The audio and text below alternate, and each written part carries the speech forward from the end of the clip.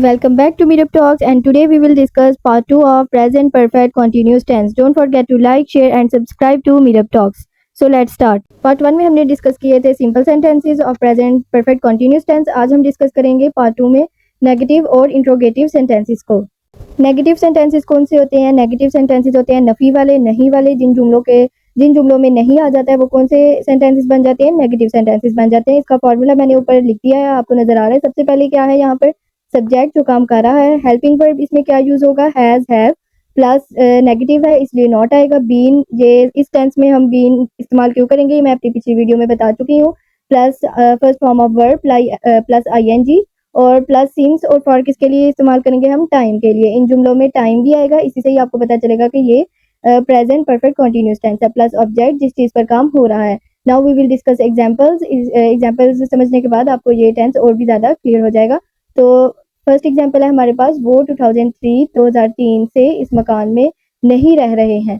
तो इसमें हमें कैसे पता चला, रिकॉग्निशन कैसे की हमने इस टेंस की कि इसमें टाइम आया है, 2003 टाइम है, और रहे हैं क्या है? ये बता रहा है कि प्रेजेंट परफेक्ट कंटिन्यूअस टेंस है। अब इसकी इंग्लिश करेंगे हम। अब सिंस और फॉर का इस्तेमाल भी मैं अपनी पिछली वीडियो पार्ट 1 में हम डिस्कस कर चुके थे। अगर वो आपने वीडियो नहीं देखी तो सबसे पहले जाके वो वाली वीडियो देखें। तो वो की इंग्लिश क्या होगी? दे, और ऊपर फॉर्मूले में देखिए क्या है, क्या आएगा? Helping verb. दे के साथ कौन सा आता है? हैव आता है। ये अपनी पहली वीडियो में मैंने बहुत अच्छे तरीके से क्लियर कर दिया था। प्रेजेंट इंडेफिनिट में हैव किसके साथ आता है और हैज किसके साथ आता है? दे के साथ हैव आता है, और यहाँ पर क्या आएगा? नॉट, नहीं आएगा। और फॉर्मूले में आगे क्या है? बीन, जो काम हो रहा है वो बीन आता है। और रह रहे हैं, रहने की इंग्लिश क्या है? लिव, और फॉर्मूले में क्या है? आईएनजी। तो क्या बन गया? Living in this house.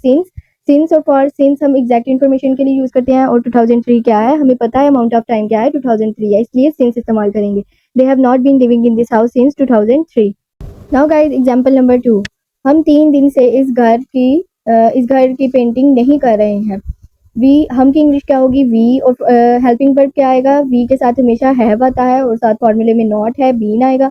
और पेंटिंग क्या होगा? पेंट के साथ क्या आएगा? आईएनजी। तो क्या बन गया? Painting this house for 3 days. अब अमाउंट ऑफ टाइम इसमें हमें नहीं पता कि एग्जैक्ट क्या है, एग्जैक्ट इन्फॉर्मेशन नहीं है। 3 दिन हमें नहीं पता इस महीने के हैं, पिछले महीने के हैं, पिछले साल के हैं, इसलिए जिसमें एग्जैक्ट इन्फॉर्मेशन ना हो उसके साथ क्या आता है? For. We have not been painting this house for 3 days. Guys, I hope आपको नेगेटिव वाला समझ आ गया होगा। अब हम डिस्कस करते हैं इंट्रोगेटिव। इंट्रोगेटिव कौन से होते हैं? सवालिया जुमले। सवालिया जुमले के का फॉर्मूला मैंने ऊपर लिख दिया है। इंट्रोगेटिव में हमेशा हेल्पिंग वर्ब जो होता है वो स्टार्टिंग में आ जाता है, जैसे डू और डज प्रेजेंट इंडेफिनिट में स्टार्टिंग में आ गया था। कॉन्टिन्यूज में इज एम आर पहले आ गया था, और अब इसमें क्या है? हैज और हैव स्टार्टिंग में आ गया। प्लस सब्जेक्ट जो काम कर रहा है, plus been, plus first form of verb, plus ING, since और फॉर टाइम के लिए, और ऑब्जेक्ट जिस चीज पर काम हो रहा है, और क्वेश्चन मार्क लगाना आपने नहीं बोलना। एग्जाम्पल्स डिस्कस करते हैं, फिर ज्यादा बेहतर तरीके से समझ आ जाएगा आपको। ये 3 दिन से बारिश हो रही है। तो क्या का क्या होगा यहाँ पर? हेल्पिंग वर्ब क्या आएगा? Has it been raining. बारिश की इंग्लिश क्या होती है? रेन, और साथ क्या आ जाएगा? आईएनजी। फॉर 3 डेज, फॉर क्यों आए हैं हमें नहीं पता। 3 दिन ये पिछले महीने के हैं, कौन से महीने के हैं? पिछले साल के हैं। एग्जैक्ट इन्फॉर्मेशन नहीं है, एग्जैक्ट अमाउंट ऑफ टाइम नहीं बताया, सिर्फ 3 दिन कहा है, इसलिए क्या आएगा? फॉर आएगा। Has it been raining for 3 days.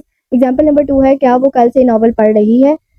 She के साथ क्या आता है? हैज आता है, और हैज कहाँ पर आएगा? स्टार्टिंग में आएगा, ये फॉर्मूले में है। हैज शी बीन, पढ़ने की इंग्लिश क्या होती है? रीड, और फॉर्मूले में क्या है? आईएनजी। तो क्या बन गया? रीडिंग दी नॉवल सिंस येस्टरडे। अब येस्टरडे के साथ सिंस क्यों लगाया है? इस सेंटेंस में सिंस क्यों आया है? क्योंकि एग्जैक्ट इन्फॉर्मेशन हमें पता है कि वो कल से नॉवल पढ़ रही है। इसमें ये नहीं है कि 3 दिन पिछले साल वाले हैं, पिछले महीने के हैं, कल से पढ़ रही है। एग्जैक्ट अमाउंट ऑफ टाइम है हमारे पास, एग्जैक्ट इन्फॉर्मेशन है, इसलिए येस्टरडे के साथ क्या आएगा? Since. I hope you find this video informative. See you in the very next video and follow to Meetup Talks.